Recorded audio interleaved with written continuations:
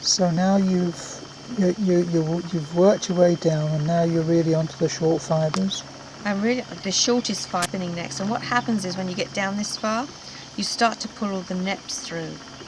So you have to decide when enough is enough, and then just use this little bit that's left over, and perhaps in a carded bat when you want to have all the neps and the oils in there.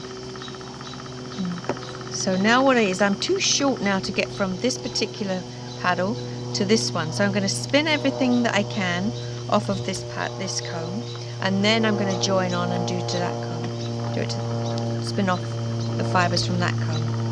Okay, so here I am joining on to the other side, the other paddle comb, just to take off the few little longer fibres that I can get off of here.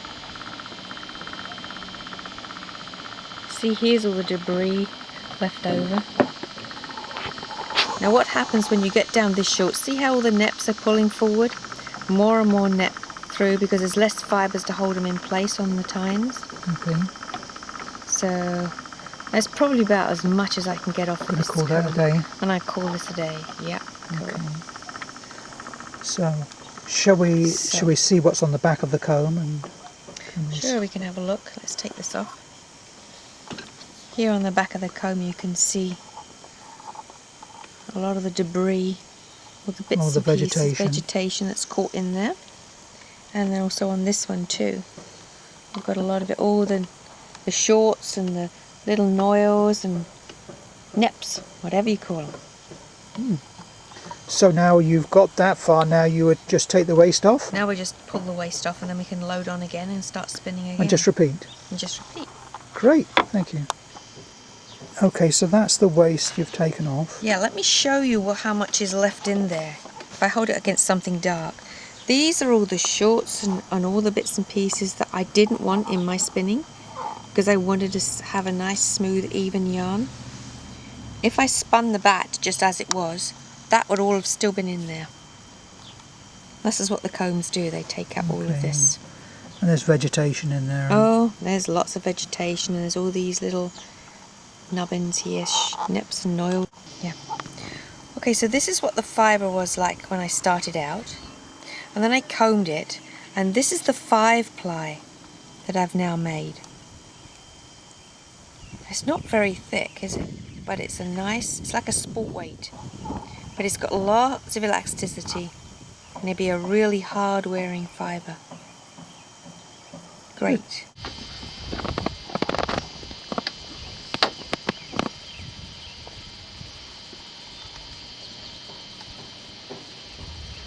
So you're setting up again, and this time you're going to demonstrate.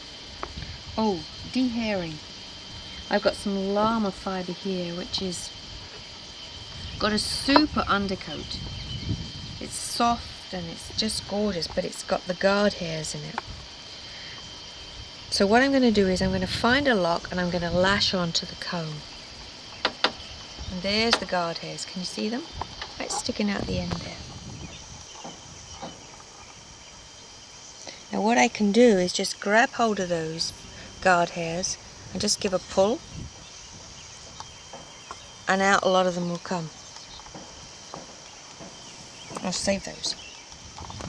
So just pulling out a lock and lashing on.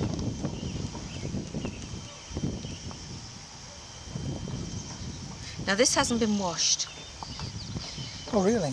Nope.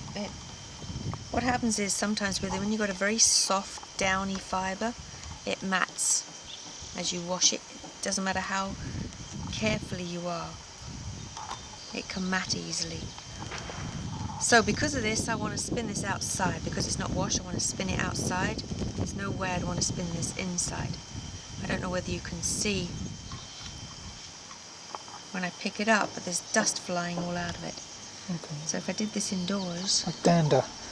It's dust from... They like to roll in the dirt. Dander is actually, there is some dander. These little white specks. You see these little white specks? That is dander from the animal. But there's also a whole bunch... Can you see that dust? Coming out? That's from them rolling in the dirt. So it's unwashed now, but it's not greasy.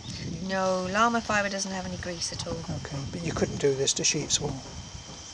Not with combs. No, No. combs like dry, grease-free fibre. Yeah. So because this doesn't have any grease, we can actually use this dirty. Unwashed, I should say. Not dirty, unwashed. And then you'd wash it after you've Spun turned it into yarn? After you've spun it, yeah. Okay. It'll come out just as easily, or easier, once it's into a yarn. So, And what would you wash it in? or just a soft soap. No detergent, it's too strong for it. Take the shine away from it if you wash it in too strong a detergent. Or do something like Dawn, the original Dawn, not the new Dawn, the original. I don't think we can get that here in Canada, but I know you can in the States. In the US, they seem to still sell that.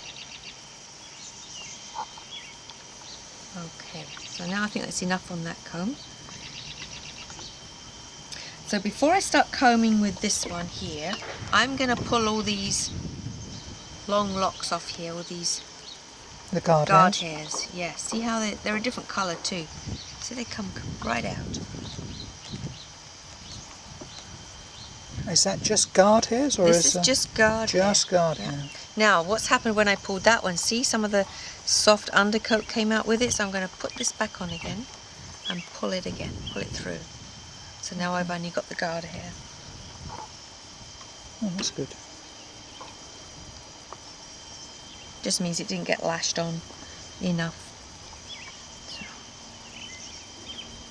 And there's a second cut. See that? Second cut right there. Don't need that in the guard hairs. Especially if you're going to spin it later. So what would you spin the guard hairs into? Oh, it'll be a very strong yarn. You could use it for halters, belts, anything you want strong. A strap. So there's some. Can you see there's some soft down in there? It's a different colour. Here's a soft down. Yeah. So I'm going to lash back on again and see if I can get that back onto the combs. And I'll pull the guard hairs off.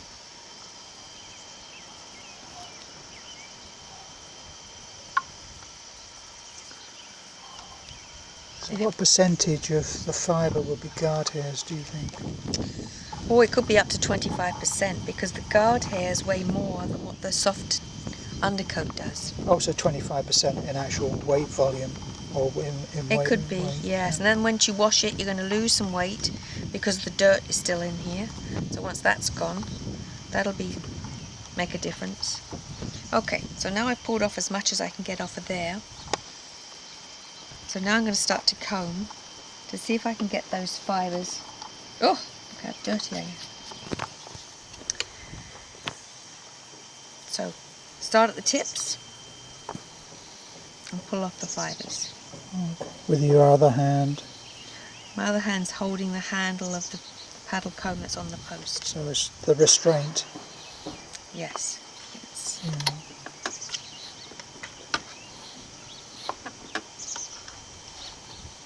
It feels completely different when you're actually processing a fibre with the dirt still in, the unwashed fibre. It kind of feels gritty.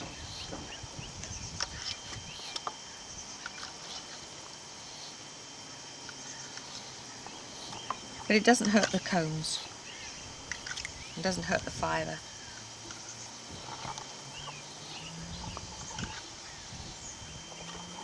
Okay, now I've combed that a few times, and what happens is the guard hairs stick out and the soft down springs back in again. So now what I'm going to do is I'm going to pull off some more of the guard hairs here, all the way along.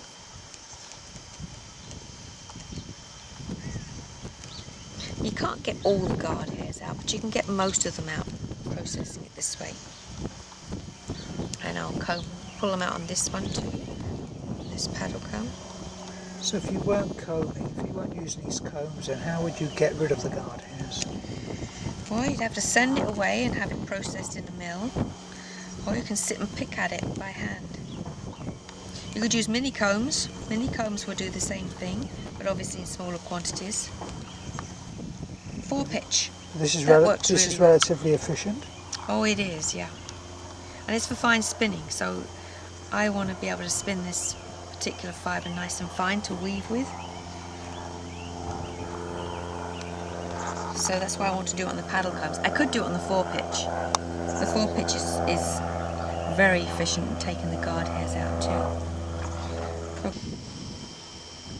Alright, I've pulled out as many fibres as I can get at the moment, so I'm going to comb it again.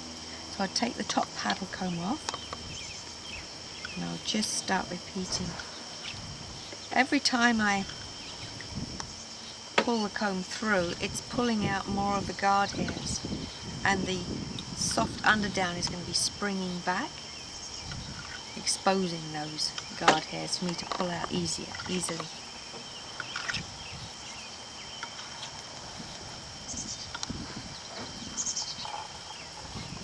And again, I'm combing the fibres.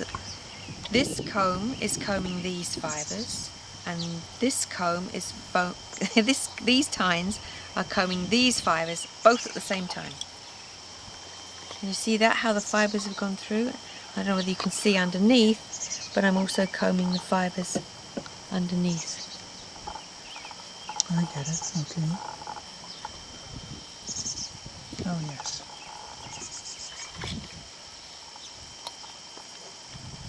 Alright, so now I'm going to lay this back on here. I'm going to pull out some more of the guard hairs. Not so many this time.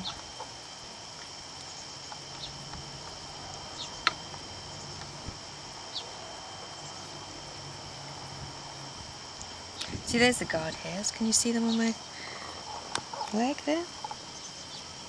They're dark, wiry, looks like your own hair. What hair? I don't have hair. Ah, well. Okay. So now I can start spinning. And we're going to spin from the combs. I'm just going to pull this in a little bit closer towards me. I want this to missing me, not hitting me, so I can guide the paddles where I want them to be. So I'm just going to drop this single onto, see how it's twisting and it's catching the fibres? Can you see that? Yep. There. And then I'm going to pull out. Again, I've got the small whirl pulley on the small whirl of the spinning bobbin.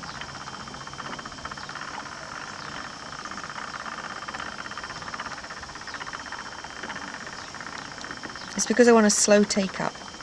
If I put a large whirl on or a large pulley, it will pull in onto the bobbin very quickly, and I want it to be slow.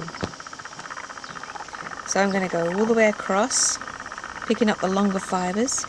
And if I see any guard hairs, which I've got a few down here, I can just pick them right out and get them out of my way.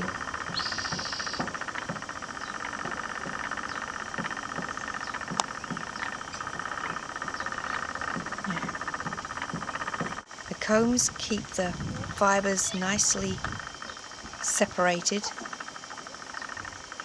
And if your spinning wheel is set up right, you can spin so fine that you can't even see the fibres.